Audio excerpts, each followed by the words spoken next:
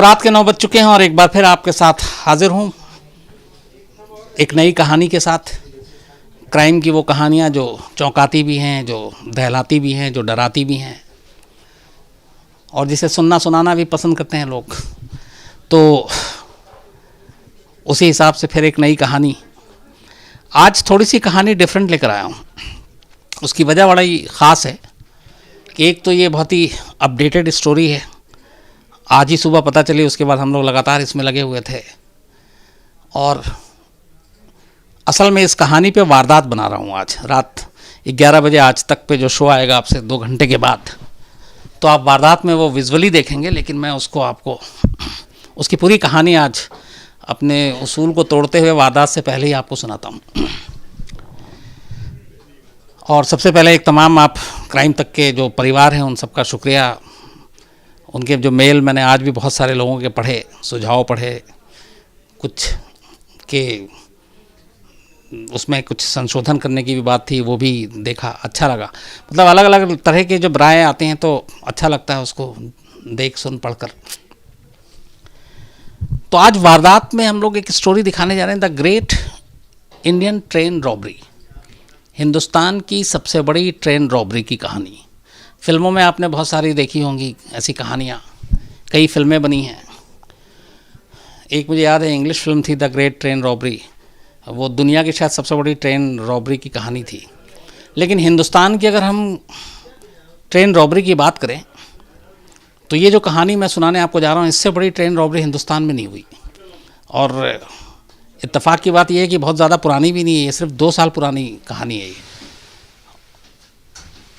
और इसलिए मैं आज सुना रहा हूँ कि 2 साल पहले ये ट्रेन रॉबरी हुई थी और ये क्रैक केस अब हुआ है। अब पुलिस ने इसको सुलझाने का दावा किया है। हालांकि ऑफिशियल अभी भी पुलिस कुछ कह नहीं रही, क्योंकि इसमें जो लोग हैं, जो अक्यूज़ हैं, जिन्होंने ये डाका डाला था ट्रेन में, उनमें से कुछ पकड़े गए, कुछ गिरफ्तार हुए, कुछ को पकड़ना बाकी है। तो जब सारे लोग पकड़े जाएंगे तब पुलिस ऑफिशियली बताएगी, इसलिए बहुत सारे लोगों की आइडेंटिटी भी अभी छुपा रखी है। लेकिन उस केस को 2 साल के बाद क्रैक किया, इसलिए ये कहानी मुझे लगा कि आपको सुनानी चाहिए, क्योंकि ये पूरी ट्रेन डकैती जो रॉबरी हुई थी, इसका पूरा तरीका जो प्लान किया गया था वो बड़ा इंटरेस्टिंग है। कहानी शुरू होती है 8 अगस्त, यही महीना देखिए आप, सेम आज 29 है, वो 8 अगस्त था, 8 अगस्त 2016, यानी 2 साल पहले। 8 अगस्त 2016 को सोमवार का दिन था, रात 9 बजे तमिलनाडु के सेलम रेलवे स्टेशन से एक डेली ट्रेन चलती है, तमिलनाडु के सेलम से चेन्नई तक के लिए, और उस ट्रेन का नंबर है 11,064। ट्रेन का नाम है सेलम चेन्नई इग्मोर एक्सप्रेस।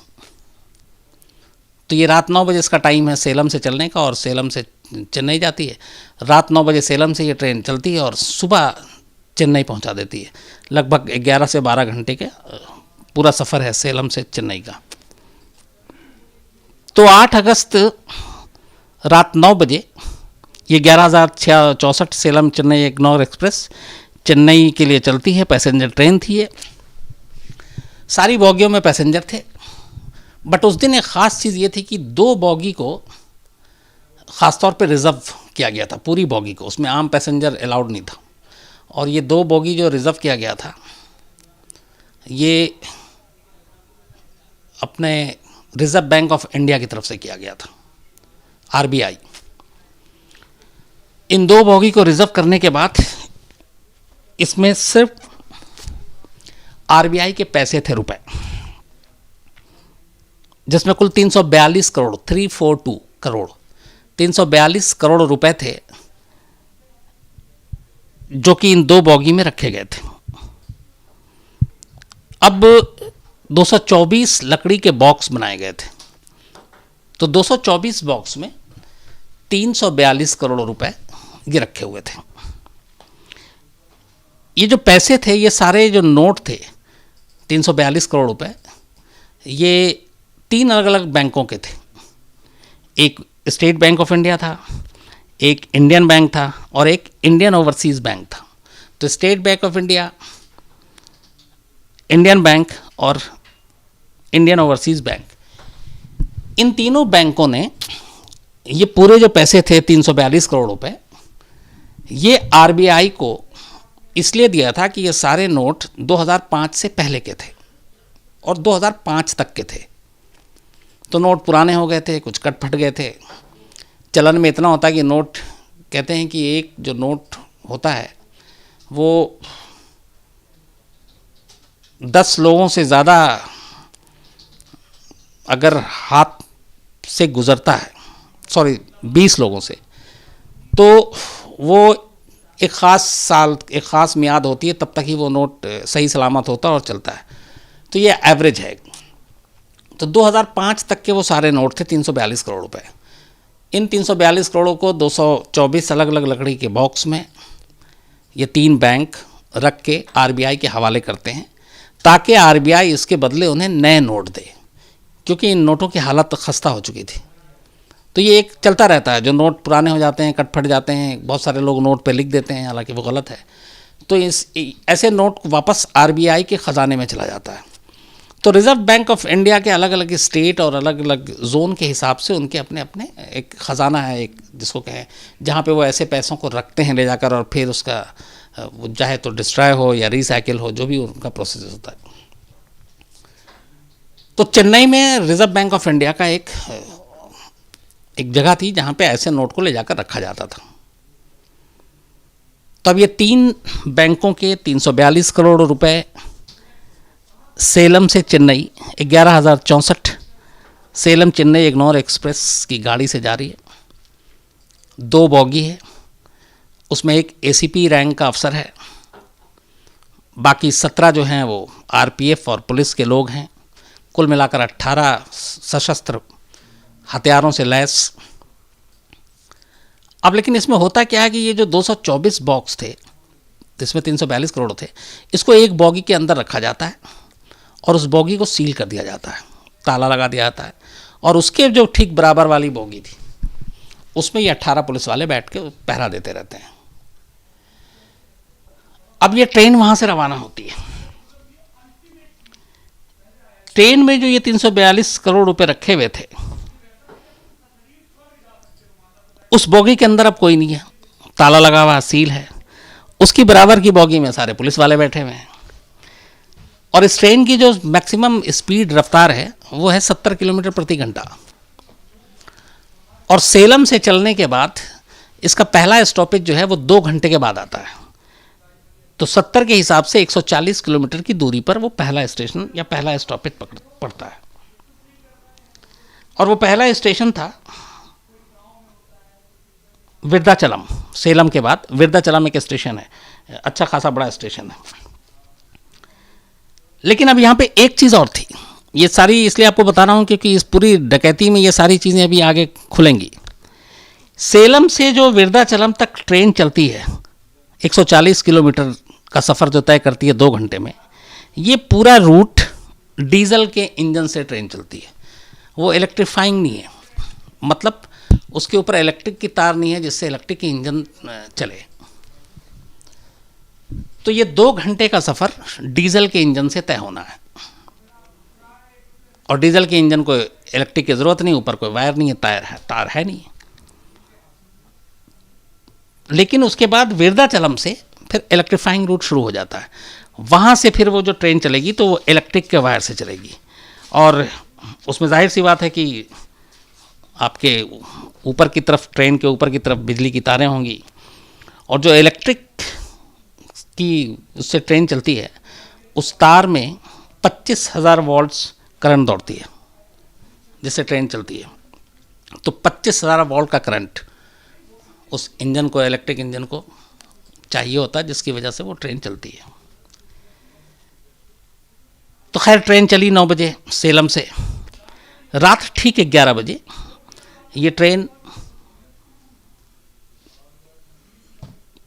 अपने तय स्टेशन चिदलम पे पहुंच जाती है। अब 140 किलोमीटर का सफ़र 2 घंटे में तय हो गया था। ये विरुद्धाचलम में स्टेशन पे ट्रेन पहुंची। यहाँ पे ट्रेन को 1 घंटा रुकना होता है। जैसा मैंने आपको बताया कि ये 2 घंटा डीजल से चलती है, उसके बाद 1-2 घंटे के बाद चिदलम से इलेक्ट्रिक इंजन लग जाता है। तो इंजन को रिप्लेस करने में, डीजल को हटाकर फिर इलेक्ट्रिक इंजन को लगाने में वक्त लगता है।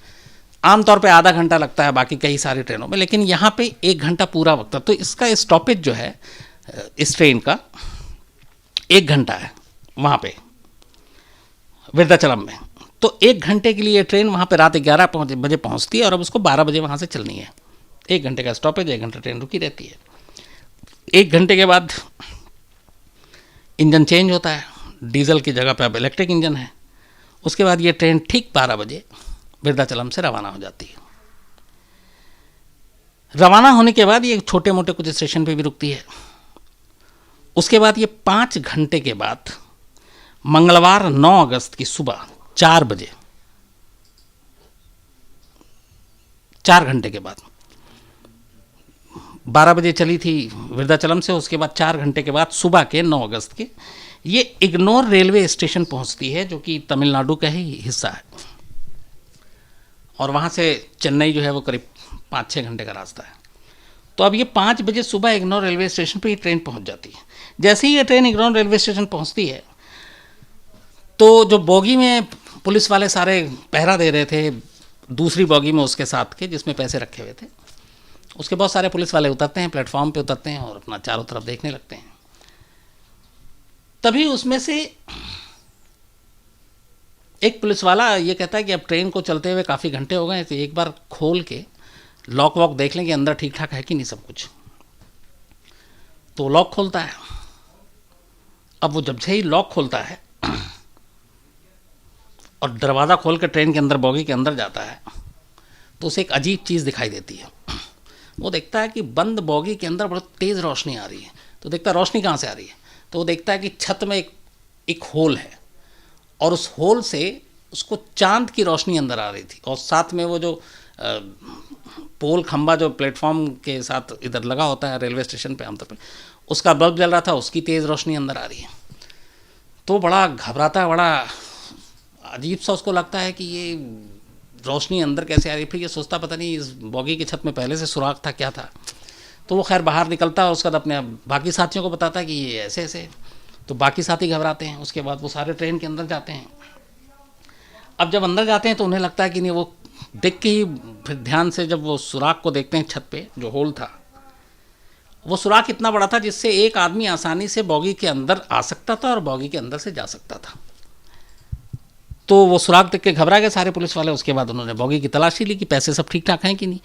अब वहाँ पे जितने भी बॉक्स थे, ज़्यादातर बॉक्स ठीक थे, लेकिन 5 बॉक्स ऐसे मिले जो खुले हुए थे। अब वो खुले हुए बॉक्स देखकर उनकी हवा ख़राब हुई पुलिस वालों की कि ये क्या, चलती ट्रेन में सेलम से सही है, यहाँ पे बॉक्स खुला हुआ है। तो उसके बाद वो सारे परेशान, और उन्हें मालूम था कि हर बॉक्स में चूँकि काउंट करके पैसे रखे गए थे, तो उस बॉक्स को देखने के बाद उन्होंने अंदाज़ा लगा लिया कि इनमें से करीब करीब 5 करोड़ 75 लाख रुपए गायब हैं। कुछ नोट वहीं गिरे हुए भी थे, बॉक्स में भी थे। तो पुलिस वाले बड़े हैरान कि ये क्या हुआ। खैर बाकी आरपीएफ, रेलवे पुलिस फोर्स, सबको खबर दी जाती है। अब ये होता है कि ये हुआ कैसे, कोई बंदा नहीं, ट्रेन बंद है, ताला लगा हुआ है, पुलिस चल रही है, ट्रेन चल रही है। तो लेकिन ये अचानक चलती ट्रेन से क्या हुआ, कैसे हुआ, खैर वो सारा अपना दिमाग लगाते रहते हैं, लेकिन कुछ पता नहीं चलता। अब इसके बाद जब रेलवे पुलिस और ये सारे पहुंचते हैं तो उनसे पहले ही इन्फॉर्मेशन ली जाती है कि ये हुआ कैसे, क्या हो सकता है इसमें। तो वो पूरी सीक्वेंस ऑफ जो पूरा था, ट्रेन जहाँ से चली, सारे रिकॉल करते हैं, सब कुछ करते हैं। तो उनका ये था कि सेलम से विरुद्धाचलम तक तो सब ठीक था, वहाँ पे 1 घंटा ट्रेन रुकी, उसके बाद फिर यहाँ तक आई, और बाकी जगह पे 2-2 1-1 मिनट स्टॉपेज है, तो वहाँ कुछ ऐसा हो नहीं सकता। तो लास्ट में ये फिर माना गया कि ट्रेन जब 2 थ्योरी आई कि ये लूट हुई कैसे। एक थ्योरी ये आई कि चूंकि सेलम से विरुद्धाचलम तक की दूरी 140 किलोमीटर थी, डीजल का इंजन था, तो सेलम से ही लुटेरे जो है वो ट्रेन में चढ़े और वो ट्रेन की छत पे चढ़ गए, और ट्रेन की छत पे चढ़ते चढ़ते उस बोगी के ऊपर आए जिस बोगी में अंदर पैसे रखे हुए थे, यानी उन्हें सब कुछ पता था। उसके बाद उन्होंने चलती ट्रेन से वेल्डिंग के ज़रिए सुराख किया, एक आदमी उसके नीचे उतरा, उसने उसमें से पैसे निकाले, ऊपर में उसका दूसरा तीसरा साथी होगा, उसने उन सबको निकाल के पैसे दिए, और इस पूरे कवायद में होल करने में, वेल्डिंग उसमें सारी चीज़ें में, पैसे निकालने में, चूँकि उनके पास मालूम था कि 2 घंटे का वक्त है, क्योंकि 2 घंटे के बाद ये ट्रेन जो है वृद्धाचलम में रुक जाएगी और वहाँ से फिर इलेक्ट्रिक इंजन आएगा। तो इलेक्ट्रिक इंजन जब लग जाए उसके बाद आप छत पे नहीं चढ़ सकते, आप होल नहीं कर सकते, इसलिए कि 25,000 वोल्ट का करंट दौड़ रहा है। और आपने देखा होगा हमेशा कि जो इलेक्ट्रिक इंजन है, जो तारें होती हैं, वो ट्रेन की छत से उसकी दूरी बहुत ज़्यादा ऊपर नहीं होती, तो आप वो बहुत रिस्की है, सीधे करंट से आपके मरने का पूरा चांस होगा अगर आप एक इलेक्ट्रिक वायर के नीचे बॉगी की छत पे चढ़ते हैं। और ऐसे कई हादसे हुए हैं, कई बार जब भीड़ भाड़ में इन तरह की चीज़ें लोग चढ़ गए तो हादसा हुआ।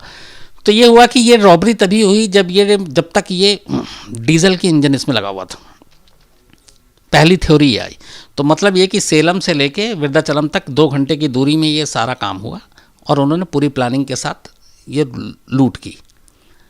दूसरी थ्योरी ये आई कि जब वृद्धाचलम में 1 घंटे के लिए ट्रेन रुकती है, तो 1 घंटे ट्रेन रुकती, चूँकि इंजन चेंज होना है, डीजल से इलेक्ट्रिक पे जाना है, तो उस 1 घंटे के दौरान प्लेटफॉर्म पे जब गाड़ी रुकी हुई थी तो फिर लुटेरे ट्रेन की छत पे चढ़े, उन्होंने वेल्डिंग की, अंदर गए, पैसे निकाले, बाहर आ गए।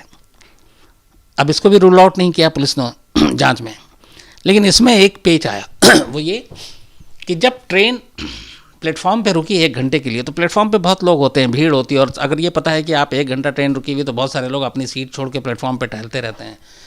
फिर जो पुलिस वाले थे वो भी सब उतर के प्लेटफॉर्म पे उस वक्त थे और उसी बोगी के बराबर में सब टहल रहे थे। तो अगर ऐसी सिचुएशन में कोई ऊपर छत के चढ़ के वेल्डिंग से डब्बे का छत काट रहा है तो जाहिर सी बात है वो रोशनी की किरणें तेज़ आएंगी, आवाज़ आएगी, तो बहुत रिस्की है, वो ऐसा नहीं कर सकता। तो फिर इसको रूल्ड आउट कर दिया गया कि ये इस वृद्धाचलम रेलवे स्टेशन पे नहीं हुआ। आखिर में सारी जांच ने यही कहा कि ये जो कुछ हुआ है ये चलती ट्रेन में सेलम से लेकर विंध्याचलम के बीच 140 किलोमीटर का जो सफ़र था, उस सफ़र के दौरान लुटेरों ने इसको पूरी तरह से अंजाम दिया। अब ये तो हो गई लूट। इसके बाद सारा ही इन्वेस्टिगेशन शुरू हुई, सब कुछ हुआ। फिर बाद में थोड़ा सा ट्रेन को लेट भी हुई, उसका दोपहर तक ट्रेन चेन्नई पहुंची जहां उसे सुबह पहुंचना था। जो बाकी बचे बॉक्स थे उन सबको उठाकर आरबीआई के ऑफिशियल्स अपनी कस्टडी में लेते हैं, फिर उसको ले जाके ख़जाने में डाल देते हैं। अब शुरू होती है 5 करोड़ 75 लाख 73 लाख रुपए जो गायब थे उसकी तलाश। तो चेन्नई पुलिस, रेलवे पुलिस सब मिलकर इसकी शुरुआती जांच करती है, पर उन्हें कुछ समझ में नहीं आता। फिर मामला तमिलनाडु की सीबीसीआईडी को, क्राइम ब्रांच सीआईडी, हर स्टेट की अलग अलग अपनी एजेंसी होती है, तो ऐसे मामलों के स्पेशलिस्ट थी, उसको ये जांच का काम सौंप दिया जाता है। सीबीसीआईडी इस पूरे मामले की जांच करती है और लगातार करती रहती है, लेकिन सीबीसीआईडी को कोई भी सुराग नहीं मिलता, क्योंकि मामला ही ऐसा था कि कोई क्लू नहीं था, कोई विटनेस नहीं था, किसी ने ट्रेन के बॉगी पे किसी को चढ़ते हुए नहीं देखा था। तो वक्त बीतता जाता है, जांच चलती रहती है, वक्त बीतता जाता है, कोई पता नहीं चलता है, और पुलिस के लिए एक चैलेंज, ये केस कैसे क्रैक करें, तो लंबा वक्त जाता रहता है। जब पुलिस हर तरफ से हार जाती है तो फिर उनके एक इन्वेस्टिगेटिव अफसर को एक आइडिया आता है। वो कहता है कि हम आम पुलिस लाइन से हट के इसकी इन्वेस्टिगेशन करते हैं। तो पहला काम ये करता है कि कुछ आईटी एक्सपर्ट्स को पकड़ता है, और आईटी एक्सपर्ट से वो कहता है कि आप एक चीज़ बताओ, सेलम से 9 बजे ट्रेन चली और वृद्धाचलम में ये रात 11 बजे पहुंची, इन 2 घंटों के दौरान इस पूरी रूट पे कितने मोबाइल फ़ोन एक्टिव थे? अब उसमें सैकड़ों मोबाइल फ़ोन एक्टिव थे। तो उन्होंने खैर वो सारे धीरे धीरे सारे मोबाइल फ़ोन निकाले, उस पर काफ़ी टाइम लगा। अब उन मोबाइल फ़ोन में से बहुत सारे लोगों के मोबाइल फ़ोन थे जो एक्टिव थे, ट्रेन चल रही थी। तो वो एक एक करके फिर जिनके ऊपर शक नहीं था उन सबको साइड करते गए थे। करते करते करते करते उन्हें करीब 7 से 8 मोबाइल नंबर ऐसे मिले जो तमिलनाडु या चेन्नई के नहीं थे। वो नॉर्थ इंडिया के थे, और नॉर्थ इंडिया के भी नहीं, वो मध्य प्रदेश के थे। जब उनकी लोकेशन चेक की गई तो वो ट्रेन में दो चीज़ें सामने आई बड़े इम्पोर्टेंट। एक ये कि सेलम से विंध्याचलम तक ये मोबाइल एक्टिव था, और विंध्याचलम के बाद ये आगे नहीं गया। तो एक यहाँ पे दो चीज़ें हुई कि अगर यही रॉबर है तो इसका मतलब है कि रॉबरी इसी रूट पे हुई, इससे आगे नहीं हुई। दूसरा, जब इन सारे नंबरों को खंगाला गया कि ये नंबर कहाँ के हैं, कैसे हैं, तो मध्य प्रदेश के तो थे ही थे, लेकिन वो सारे के सारे नंबर मध्य प्रदेश के एक ही इलाके के थे। अब उसमें ये भी डाउट हुआ कि हो सकता है सारे एक ही फैमिली को, एक ही रिश्तेदार हों, वो कहीं घूमने जा रहे हों, किसी तीर्थ यात्रा पे जा रहे हों साउथ में, तो आप कैसे पकड़ें, क्योंकि और कोई प्रूफ है नहीं। लेकिन खैर पुलिस फिर भी उसके बाद एमपी का दौरा करती है, इन नंबरों को खंगालती है, उनके जानने वालों को खंगालती है, कुछ मिलते हैं कुछ नहीं मिलते हैं। इसी दौरान ये करते करते करते पुलिस नासा की हेल्प लेती है, जो अमेरिका में अंतरिक्ष की अपनी नासा जानते हैं आप सभी। तो नासा से वो कहती है कि 8 अगस्त 2016 रात 9 बजे से लेके, और चूँकि ज़ीरो इन था विंध्याचलम तक ही, वो 2 घंटे का 140 किलोमीटर का सफ़र, तो उस वक्त आपके सैटेलाइट ने अगर इस रूट पे कुछ तस्वीरें कैद की हों। अच्छा, आप लोगों ने देखा होगा अभी हाल में जो फिल्म आई थी परमाणु, उसमें भी दिखाया कि बहुत सारे सैटेलाइट आजकल इतने ज़्यादा एडवांस हैं कि वो जूम करके कुछ भी पकड़ लेते हैं। मतलब आपकी हाथ की घड़ी में टाइम क्या हो रहा है ये भी वो आसमान से दिखा देते हैं, और ये फैक्ट है, पावरफुल सैटेलाइट्स हैं। तो CBCID ने नासा से संपर्क करके उनसे रिक्वेस्ट किया कि वो 8 अगस्त 2016 की रात 9 से 11 के बीच में इस रूट पे सेलम से लेकर विंध्याचलम तक अगर उनके सैटेलाइट से जो कुछ तस्वीरें हमें इसकी मिले तो आप हमें दें। नासा ने भी खैर इसमें हेल्प की। उसके बाद उसने कुछ तस्वीरें निकाली। उन तस्वीरों के आधार पर 11 लोग सस्पेक्ट पाए गए, और उसके बाद पुलिस ने एक तरफ कॉल डिटेल था, एक तरफ नासा की तस्वीर, दोनों चीज़ें आ गई। पुलिस ने मैच किया, इसके बाद लोग गए, उनमें से कुछ को पकड़ लिया, लेकिन सारे लोग अभी पकड़े नहीं गए। और ये अभी चूँकि अभी ये है कि ये सारा कुछ अभी लेटेस्ट आपको बता रहा हूँ, पिछले 2-4 दिनों के अंदर ये ऑपरेशन हुआ है। तो कुछ लोग पकड़े गए हैं, कुछ पकड़े नहीं गए। हम लोगों ने CBCID के जो अफसर हैं वहाँ पे और तमिलनाडु पुलिस से बात करने की आज भी दिन में पूरी कोशिश की, तो उनकी यही थी कि एक बार सारे लोग हाथ आ जाएं, सारी कहानी हमारे सामने हो, उन्होंने कैसे किया, क्या किया, किन किन चीज़ों से इस्तेमाल किया, उनकी प्लानिंग, ये आइडिया कहाँ से आया, और कोई अपना इंटरनल तो इसमें नहीं मिला हुआ था, चाहे RPF का या फिर रेलवे पुलिस का कोई, या जो रेलवे के जो माल वाल्ड होते हैं उनमें से कोई। तो फिर हम आपको पूरी कहानी सुनाएंगे। लेकिन ये है कि मोबाइल के कॉल डिटेल्स और नासा की तस्वीरें, इन दो चीज़ों ने चेन्नई की CBCID को इस मकाम तक पहुंचा दिया जहां से वो ये कह सकते हैं कि हाँ 2 साल के बाद हमने इस केस को क्रैक कर लिया है और हमने इसकी पूरी कहानी समझ ली है। लेकिन ऑफिशियली हो सकता है वो प्रेस कॉन्फ्रेंस भी करें, और उससे पहले हम लोग कोशिश करेंगे उनसे पूरी बातचीत करें, उनका इंटरव्यू करें, और जो एक्यूज़ हैं हम लोग उनसे भी कोशिश करेंगे कि जब वो पकड़े जाएँ तो उनसे भी बातचीत करें, उनका इंटरव्यू कर सकें। वो इसलिए क्योंकि इस तरह की प्लानिंग, चलती ट्रेन में आपके पास एक मतलब एकदम फिल्मी, उससे आप अंदाज़ा लगाइए कहानी जैसी कि 140 किलोमीटर की दूरी है, ट्रेन की रफ्तार 70 किलोमीटर है, 140 किलोमीटर के बाद इलेक्ट्रिक इंजन आ जाएगा, उससे पहले हमें इस बॉगी के ऊपर जाना है, उस बॉगी को काटना है, उसके अंदर जाना है, उसमें से पैसे निकालने हैं, पैसे बाहर लाओ। ये भी नहीं कि ये पैसे आप जेब में लेके चले आ रहे हो, वो तो उनके पास शायद वक्त नहीं था या लोग कम थे, वरना सोचिए कहाँ 342 करोड़ पड़ा हुआ है बॉगी में, और वो सिर्फ करीब 6.25 करोड़ रुपए लेकर जा रहे हैं। अच्छा, उसमें से जो नोट थे वो ज़्यादातर 1000, 500 रुपये और 100 रुपये के थे। तब 2000 के नोट तो थे नहीं, 2005 तक के ही नोट थे। तो सबसे बड़ा नोट 1000 रुपये का था और बाकी 500 और 100 रुपये के नोट बहुत ज़्यादा थे, तो इसलिए भी शायद वो इतने सारे पैसे नहीं ले जा पाए। लेकिन ये पूरी कहानी और जिस तरीके की प्लानिंग थी वो अपने आप में वाकई मतलब ये कहता है कि क्या क्या इंसान का दिमाग चलता है, और जान जोखिम में डाल के चलती ट्रेन में ऊपर छत पे और सब कुछ, और नीचे पुलिस वाले गन लेके बैठे हुए हैं, उन्हें ज़रा सा डाउट हो और वो फायरिंग कर दें, कुछ भी हो सकता है, रात का वक्त है। तो ये सारी चीज़ें हैं, लेकिन ये है कि कहानी में केस क्रैक कर लिया है और यही कहानी जो मैं आपको बता रहा हूँ, ये पूरी उस ओरिजिनल रेलवे स्टेशन के साथ उस होल को जो मैंने आप बताया कट किया हुआ है, वो पैसे, ये सारी चीज़ें मैं विजुअली जो है आज रात को 11 बजे आप वारदात में देख सकते हैं। और वारदात में ये पूरी कहानी है। हालांकि इतनी डिटेल जो आपको बताई शायद ये पूरी उतनी डिटेल में ना हो, क्योंकि मुझे लगा कि आपको कहानी के तौर पे पूरी बताऊं तो विजुअली। लेकिन अगर आप अभी विजुअलाइज कर रहे हैं तो ठीक है, नहीं कर पा रहे हैं तो आप विजुअल के साथ आप 11 बजे इसको ज़रूर देखिएगा वारदात में आज तक पे। लेकिन मेरी नज़र में ये है कि गज़ब की प्लानिंग थी और गज़ब का हिम्मत, और पता नहीं इंसान का दिमाग कहाँ कहाँ चलता है। तो ये थी मतलब इंडियन ट्रेन रॉबरी की सबसे हाल की कहानी। 2016 का ही मामला था, सिर्फ 2 साल पुराना, वो भी अगस्त, 8 अगस्त का।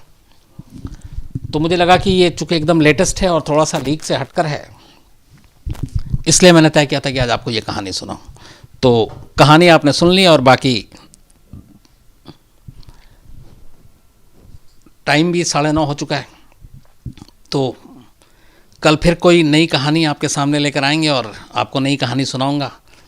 और कल से इंडिया का मैच भी शुरू हो रहा, चौथा टेस्ट। और जहाँ पे ये टेस्ट शुरू हो रहा, आज ही मैं पढ़ रहा था, उसकी भी बड़ी इंटरेस्टिंग चीज़ है कि मुझे नहीं मालूम, वो साउथहैम्पटन नाम है ना शायद, साउथहैम्पटन। तो जहाँ पे ये कल से चौथा टेस्ट है, इसके बारे में पता नहीं आप में से कितने लोग जानते हैं कि ये वो उस जगह पे टेस्ट मैच हो रहा है जहाँ से टाइटैनिक रवाना हुआ था। वो फिल्म आप लोगों ने देखी होगी, टाइटैनिक, वो टाइटैनिक शिप, सबसे बड़ा जहाज़ जो डूब गया। तो ये साउथहैम्पटन से ही रवाना किया गया था टाइटैनिक, जो बाद में डूब गया। तो बड़ी ऐतिहासिक जगह है वो, और वहीं पे टेस्ट है। और ऐतिहासिक हम लोगों के लिए भी है कल, क्योंकि चौथा टेस्ट है, 2-1 से पीछे हैं। कल अगर हम ये टेस्ट जीतते हैं तो 2-2 से बराबर, फिर 5वां टेस्ट देखने में मज़ा आएगा। तो ये मैंने इसलिए आपको बताया क्रिकेट के बाद, क्योंकि टाइटैनिक का जिक्र आ गया था। टाइटैनिक फिल्म मैंने उस वक्त देखी थी, और अब जब ये पता चला तो मुझे थोड़ा सा वो भी लगा। तो खैर, कल फिर कोई नई कहानी आपके सामने लेकर आएंगे, और इसी तरह से आप लोग बस सुनते रहें, देखते रहें। आप लोगों के मैं मैसेज मेल पढ़ता रहता हूँ, तो अपना प्यार देते रहें। और हाँ, क्राइम तक के परिवार को फिर मैं आपको कहूँगा, चूँकि मेरे ऊपर दबाव भी है टीम का, लगातार कहते हैं कि सर आप कुछ बोलते नहीं हैं, तो जितना ज़्यादा हो सके आप लोग इसको, परिवार को बढ़ाइए, जितना ज़्यादा हो सके इसको आप लोग अपने तमाम लोगों को बताइए। और अच्छा लगे तो ज़रूर देखिए, और ना अच्छा लगे तो बिल्कुल मत देखिए। मैं हमेशा ये कहता हूँ कि करो तो दिल से करो, नहीं तो नहीं करना चाहिए। तो बस आप लोग अपना इसी तरह प्यार देते रहें, और कल फिर से जो है आपसे मुलाकात होगी। सवाल है, अनिल शर्मा जी जो थे, जो कल बोल रहे थे कि उनके पापा टोकते हैं कि क्राइम खबरें ना दिखाई दें, तो आपके कहने पे उन्होंने अपने पापा को दिखाई ये चीज़, तो उनके पापा ये है बोल रहा है कि कल उनके पापा के को कहानी दिखाई दी, और अब उनके पापा और वो आज दोनों साथ में मिलकर देख रहे हैं। अनिल शर्मा ने लिखा है कि कल उन्होंने ये कहा था, मुझे याद है कि उनके पापा कहते हैं कि क्राइम की खबरें ना देखा करो, क्राइम न्यूज़ ना देखा करो। मैंने जबकि ये कहा था कि आप पापा की बात मानो, बट आज मुझे लगता है ये अनिल थोड़ा ज़्यादा अच्छा काम करेगा कि पापा के साथ ही बैठ के उन्होंने कहा आप देखिए मतलब पापा मना कर रहे हैं अनिल को, लेकिन वो पापा को आज खुद ही बैठा लिया। लेकिन अच्छा लगा।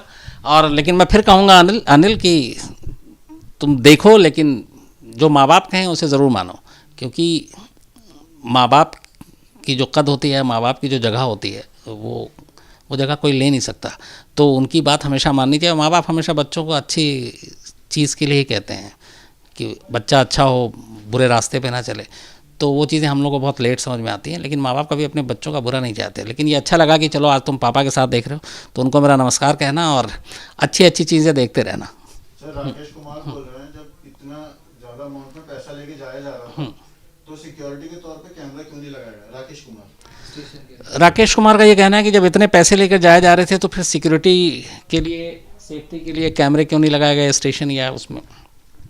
राकेश कुमार जी, इसमें दो चीज़ें हैं। ऐसा एक तो ये कि एक जो ये नोट होता है ना, इससे एक और जानकारी भी आपको देता हूँ कि जो चलन में नोट होता है मार्केट में, हमारे आपके पास, आपकी जेब में, हमारे भी जेब में होता है। कई नोट हमारे पास फटे आप देखे होंगे, कई गले होते हैं, कई पुराने हो जाते हैं बहुत।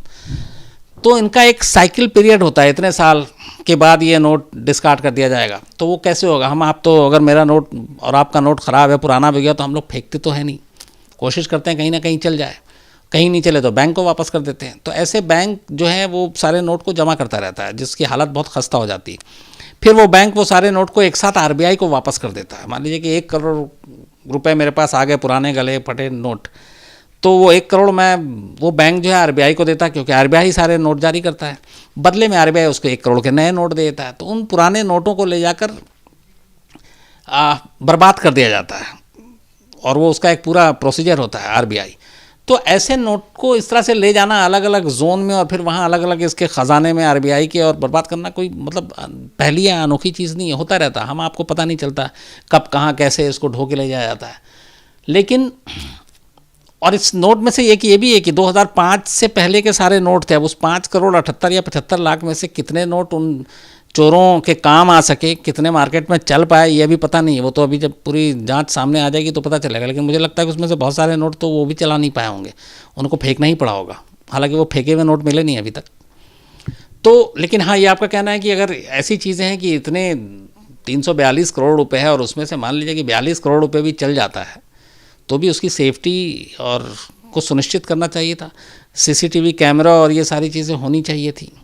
लेकिन वही है कि हम सब सबक बाद में लेते हैं, हादसा हो जाता है उसके बाद सीखते हैं। सर एक सब्सक्राइबर को पूछ रहे हैं कि क्या 2 साल बाद भी नासा के पास वो वीडियो मिल गई थी हमें? हाँ, एक का सवाल है कि क्या 2 साल के बाद भी नासा से हमें वो वीडियो या तस्वीरें मिल जाएंगी? बिल्कुल पूरा आर्काइव होता है। आप जैसे ये अब कल तो डिजिटल और इसका इतना ज़माना तेज़ है, सब कुछ इतना टेक्नोलॉजी एडवांस हो चुका है कि जैसे आप मुझसे कहें तो मैं 2000 से आज तक में हूँ और ये 2018 है, तो 2000 की जो मेरी पहली स्टोरी है और ये 18 साल बाद वो यहाँ पे आर्काइव है और उसको मैं देख सकता हूँ, मैं उसको आपको दिखा सकता हूँ। तो उसी पहले ये होता था कि बड़े बड़े टेप में उसको आर्काइव करके रखते थे, अब तो एकदम सिंपल सा है। वो डिजिटल ऐसा है कि छोटे छोटे हार्ड डिस्क में ही सारी हज़ारों स्टोरियाँ आ जाती हैं। तो नासा के पास ऐसे सारे रिकॉर्ड, ऐसे सारे प्रूफ, ऐसे सारे आर्काइव्स होते हैं और ये ज़्यादा पुरानी बात भी नहीं है, सिर्फ 2 साल पुरानी है। तो ये चीज़ें होती हैं। सर करण वाधवानी और योगेश महाजन 2 सब्सक्राइबर हैं। सर ये लोग बोल रहे हैं कि जब ऐसा भी हो सकता है कि जब यार्ड में ट्रेन थी उस टाइम पे होल किया गया और इतने पुलिस वाले थे, तो 2 पुलिस वालों को अगर उन पैसों के साथ डिब्बे के अंदर बिठा देते तो शायद ये घटना को अंजाम नहीं दिया जाता। करण वाधवानी और योगेश है, इनका ये कहना है कि हो सकता है ये यार्ड में ही एक डकैती हुई हो, और दूसरा ये कि उस बोगी में कुछ पुलिस वाले बैठ जाते तो शायद ऐसा नहीं होता। यार्ड में इसलिए नहीं हो सकती क्योंकि ये बाकायदा सेलम रेलवे स्टेशन पर 2 बोगी जो रिज़र्व किया गया था, तो वहाँ पे वो पैसे आए जब गाड़ी प्लेटफॉर्म पर आई, वहाँ बाकायदा पुलिस की निगरानी में, रेलवे पुलिस फोर्स की निगरानी में वो सारे 226 या 24 बॉक्स जो थे वो एक बोगी के अंदर रखे गए, गिन के रखे गए, उसकी लिखा पढ़त हुई, फिर उसको लॉक किया गया। उसके बाद जब ट्रेन चली तो बाकी के पुलिस वाले उसके साथ की बोगी में बैठे। तो यार्ड में तो ये रूल्ड आउट नहीं हो सकता। हाँ, दूसरा ये है कि उसमें कुछ पुलिस वाले बैठ सकते थे। ये मुझे भी नहीं मालूम कि ऐसा क्यों नहीं हुआ कि अगर 2-4 उसमें गन के साथ, हथियार के साथ बैठ जाते तो जाहिर सी बात है जिसने ये बैंक रॉबरी की है उसे पूरी प्लानिंग मालूम थी, उसे सब कुछ मालूम था कि पैसे कहाँ हैं, पुलिस वाले कहाँ बैठे हैं, वरना वो रिस्क नहीं लेता छत से जाने की। लेकिन ऐसा हुआ नहीं। शायद इसकी एक वजह ये भी कि फिर मैंने वही कहा कि पुराने नोट, थोड़ी सी लापरवाही और पुलिस का वो भी कि कौन चलती ट्रेन में कौन करेगा, क्योंकि जब ट्रेन प्लेटफॉर्म से चलने लगी तब वो पुलिस वाले तब तक बोगी भी देख रहे हैं और वहाँ जब उतरी तब भी पुलिस वालों ने चेक किया।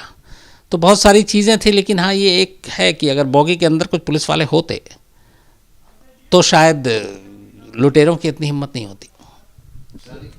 सवाल है कामाख्या आनंद जी का, कि आप क्राइम पे कभी नॉवेल लिखने वाले हैं तो बहुत चलेगी। अब बेस्ट सेलर क्राइम पे हो जाएंगे। कामाख्या आनंद सर, कामाख्या आनंद जी का एक सवाल है कि क्या आप कभी क्राइम पे कोई नॉवेल लिखेंगे तो बहुत बिकेंगे। ये कई लोगों ने मुझसे कहा है और कई लोगों ने मुझे डांटा भी है, बल्कि मेरे घर से भी ये मैं इसको लेके बहुत डांट खाता हूँ कि तुम क्यों नहीं लिखते हो किताब। बहुत सारे टॉपिक, जैसे आरुषि जब हुआ तो लोगों ने बहुत कहा था आरुषि पे लिखो, तंदूर कांड हुआ उस पे लिखो, इराक पे ही लिख दो। तो ये मेरी थोड़ी सी कमी है इसमें कि मैं शायद लिख नहीं, मुझे लगता है कि मेरे अंदर इतना पेशेंस नहीं है कि मैं एक किताब लिखने के लिए 1 हफ्ता 10 दिन कहीं अकेले में पड़ा रहूं। और क्योंकि ये किताब वैसी चीज़ नहीं है कि मैं अभी 1 पन्ना लिख दूं और बाकी कहूँगा 2 घंटे बाद लिखता हूँ या कल लिखूँगा। एक कंसंट्रेशन चाहिए होता है आपको और उसमें डूबना होता है। तो वो बहुत सारे लोग करते हैं, लिखते हैं, पर मुझे लगता है कि शायद मैं उस मिजाज का हूँ ही नहीं कि मैं एक मतलब घंटों और कई दिन तक एक ही चीज़ पे बैठ के और उसी पे सिर्फ काम करता रहूँ, और उसका फिर मौका भी नहीं मिलता, क्योंकि क्राइम में है कि हर घंटे हर दूसरे घंटे कुछ ना कुछ होता रहता है, फिर इतने सारे शोज़ होते हैं, बाकी चीज़ें हैं, तो आप उसी में इतना उलझे होते हैं कि वक्त नहीं मिलता। लेकिन मेरी एक तमन्ना मेरी पर्सनल है कि एक मैं ज़रूर ऐसा लिखूं जो दिल से लिखूं, और देखिए पर वो कब होता है मुझे टाइम पता नहीं। सर ये नासा वाले किस किस केस में हमारी मदद करते हैं और ये डिस्क्लोज हो सकती है कि नहीं हो सकती? एक है कि नासा वाले किस किस केस में मदद कर सकते हैं, जिस केस से भी हमें लगता है कि ये असल में नासा क्या, देखिए एक तरह की ये भी जासूसी है। आसमान में सेटेलाइट है, मतलब आसमान में, इसको आम लफ्ज़ों में कहें तो आजकल हर तरफ आप देखते हैं सीसीटीवी कैमरा है, ये है सारी चीज़ें, तो एक आसमान में भी कैमरा है, और वो कैमरा हर वक्त ज़मीन की तरफ है, हम सब की तरफ है, और वो कैमरा हर चीज़ को कैद करता है। पहले वो थोड़ा सा वैसा था कि धुंधली धुंधली चीज़ें आती थी, अब ये है कि हर चीज़ बिल्कुल साफ नज़दीक जाकर, मतलब ये भी है कि मैं इस वक्त आपसे बात कर रहा हूँ इस इंडिया टुडे मीडिया कॉम्प्लेक्स के अंदर, और मेरे ठीक सर पे कोई एक सेटेलाइट घूम रहा हो और मुझे वो छत चीर के और वो सब कुछ देख रहा है, और ये है, ये सब कुछ है, आप सभी जानते हैं। तो नासा ऐसी चीज़ों में बहुत हेल्पफुल होता है। जब कोई टेररिज्म की चीज़ें होती हैं तो आपने देखा होगा कि अभी जैसे आप बगदादी की ही ले लीजिए, या उससे पहले लादेन का ही ले लीजिए, तो सैटेलाइट से मॉनिटर करते हैं। जब एबटाबाद में ओसामा बिन लादेन का ऑपरेशन हुआ था तो उससे पहले बाकायदा सैटेलाइट के ज़रिए उस घर की तस्वीरें ली जाती थी, और उस सैटेलाइट से ये भी पता चला था कि इस घर में एक आदमी इस कद का है, मतलब उसकी हाइट 6 फीट इतने इंच है, और फिर उस हाइट से जो इसका प्रोफाइल था ओसामा बिन लादेन का उसको मैच किया गया तो सेम मिला। तो एक चीज़ ये क्लियर हो, क्योंकि उसमें ओसामा बिन लादेन और वो जो उनकी सैटेलाइट थी वो इस तरीके की नहीं थी कि घड़ी तक का जूम करके टाइम दिखा ले, तो थोड़ा सा वो था, और लेकिन उन्होंने ये पता कर लिया था कि यहाँ पे ये लोग रहते हैं, इतने लोग रहते हैं, और इसकी कदकाठी कितनी है, हाइट किसकी है, और उसी ने मदद की थी फिर उस ऑपरेशन को अंजाम देने में और ये कंफर्म करने में कि ये ओसामा बिन लादेन है। तो इस तरह की चीज़ें नासा या कोई भी सैटेलाइट से ली गई तस्वीरें बहुत हेल्पफुल होती हैं, ख़ासतौर पर क्राइम या टेररिज्म के मामले में भी। सर एक सवाल है, सर वो ताबूत वाले केस विकास सिंह का संगीता मर्डर केस में जब स्वामी श्रद्धानंद ने सबको छुट्टी दे दी थी तो सर्वेंट को कैसे पता लगा कि मालिक ने वो मंगवाया था? किनका सवाल है? विकास सिंह का सवाल है कि ये जो शकीरा खलीली की मैंने आपको dancing on the graveyard story सुनाई थी, बड़ा अच्छा इन्होंने सवाल पूछा कि जब स्वामी श्रद्धानंद ने सारे नौकरों को छुट्टी दे दी थी तो फिर उस नौकर को कैसे पता चला कि उसने शाकिरा खलीली को मारा है और जिसने शराब पीकर ये केस को खोला था। बिल्कुल आपने सही सवाल पूछा था, बस इसमें एक चीज़ मैं उस दिन चूँकि कहानी को तारतम्य के तौर पर या एक सिलसिलावार सुनाता हूँ, तो ये उसका सबसे ख़ास नौकर था, और इस नौकर को इसलिए पता था क्योंकि ये जो ताबूत लाने वाला था ये यही था। ताबूत का ऑर्डर भी जाकर इसी ने दिया था, और स्वामी श्रद्धानंद के नाम की पर्ची कटी थी, स्वामी श्रद्धानंद का घर का एड्रेस दिया था उसने, पर ताबूत लाने वाला वो था, और ये उसका सबसे ख़ास भरोसेमंद था। और इस नौकर को अरेस्ट भी किया गया था बाद में इस कत्ल को या इस क्राइम को छुपाने के लिए, 120 के तहत मामला साजिश में शामिल होने के लिए। हालांकि 120 उसके ऊपर बना नहीं, बाद में वो फिर छूट भी गया, लेकिन ये उसका राजदार था। तो जो नौकर बाकी थे, जैसे जो माली था उस घर का, या फिर जो खाना बनाने वाला था, सफाई वाला था, इन सबको छुट्टी दे दी गई थी। ये नौकर इसका हमराज था, राजदार था, सिर्फ उसे पता था। और यहीं पे अगर स्वामी श्रद्धानंद ने गलती की, अगर उसने सारे नौकर को छुट्टी दे दी और इस नौकर से भी वो दूर रहता, तो ये राज सिर्फ और सिर्फ स्वामी श्रद्धानंद के सीने में था, और स्वामी श्रद्धानंद जब तक खुद मुँह नहीं खोलता वो पकड़ा नहीं जाता। तो वही कहते हैं कि जब क्राइम आप करते हैं और अगर उसमें एक से ज़्यादा राजदार होते हैं तो हमेशा पकड़े जाने का डर होता है, लेकिन अगर राजदार एक हो, अकेला वही है, तो फिर उसके बचने के बड़े चांसेस होते हैं। तो यहाँ पे स्वामी श्रद्धानंद ने यह गलती की थी, एक नौकर को राजदार बनाया था और उसी ने उसको पकड़वाने में सबसे ज़्यादा मदद की। सर कभी एक हफ्ते में एक इंटरनेशनल क्राइम केस हुई? एक है कि कभी हफ्ते में एक इंटरनेशनल क्राइम की स्टोरी सुना, मैं बिल्कुल ये अच्छा आइडिया, और मेरे पास इंटरनेशनल क्राइम की बहुत सारी स्टोरीज़ हैं, मैं ज़रूर आपको सुनाऊंगा, और इसकी शुरुआत मैं नेक्स्ट वीक से करता हूँ। सर रजत सिंह बोल रहे हैं कि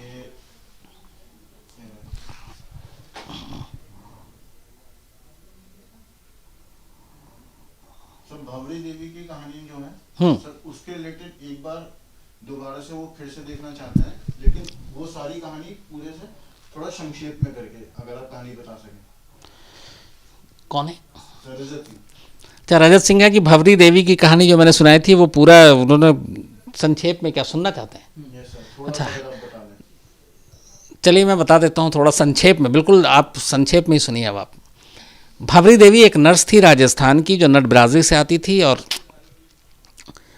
वो राजस्थानी एल्बम में गाना गाती थी, मॉडलिंग करती थी, लेकिन राजस्थानी फिल्मों में काम करना था। इस काम की वजह से वो अक्सर हॉस्पिटल से गायब रहती थी। जो हॉस्पिटल से गायब रहती थी तो उसको एक दिन कलेक्टर ने गांव वालों की शिकायत पे नौकरी से बाहर कर दिया। अपनी नौकरी बचाने के लिए वो वहाँ के लोकल एमएलए मलखान सिंह के पास जाती है। मलखान सिंह उसको वहाँ के जल संसाधन मंत्री महिपाल मधेड़ना के पास ले जाते हैं। वो दोनों कलेक्टर से सिफारिश करते हैं, भवरी देवी की नौकरी वापस लग जाती है। लेकिन इस चक्कर में वो उन दोनों के संपर्क में आ जाती है, फिर धीरे धीरे इन दोनों से उसका रिश्ता होता है, वो उनके करीब आती जाती है। उसके बाद ये दोनों उसका फ़ायदा उठाते हैं, ये उनसे फ़ायदा उठाती है, और धीरे धीरे करके उसकी फिर ख्वाहिश ऐसी हो जाती है कि वो कहती है कि मुझे अब एमएलए की टिकट दिला दो, तो एमएलए का चुनाव लड़ना है। बस यहीं से लड़ाई शुरू हो जाती है। मधेड़ना और जो मलखान सिंह एमएलए और मंत्री थे वो कहते हैं इसकी डिमांड बढ़ रही है, वो उससे दूरी बना लेते हैं। इसे लगता है कि ये लोग उससे दूरी बना रहे हैं, तो ये उनको बदला लेने के लिए, ब्लैकमेल करने के लिए मधेड़ना के साथ अपनी ही एक अश्लील सीडी बना लेती है, और इस सीडी को आम करने की धमकी देकर कहती है टिकट दिलाओ। वो टिकट दिलाते नहीं है, तो 60 लाख रुपए में समझौता होता है। 60 लाख रुपए लेने के लिए भवरी देवी को एक जगह बुलाया जाता है, लेकिन वहाँ पे उसको मार दिया जाता है। मारने के बाद उसकी लाश को जला दिया जाता है, और 4 महीने के बाद भवरी की लाश राख के शक्ल में मिलती है। सीडी लेकिन मीडिया के ज़रिए आम हो गई थी। सीडी में मधेड़ना थे, और उसी बिहाफ पे सीबीआई जो है मधेड़ना को गिरफ्तार करती है, मलखान सिंह को गिरफ्तार करती है, उसके पति को भी गिरफ्तार करती है, क्योंकि वो भी इस साजिश में शामिल था। और ये सारे लोग अभी जेल में हैं, अभी निचली अदालत का फैसला नहीं आया।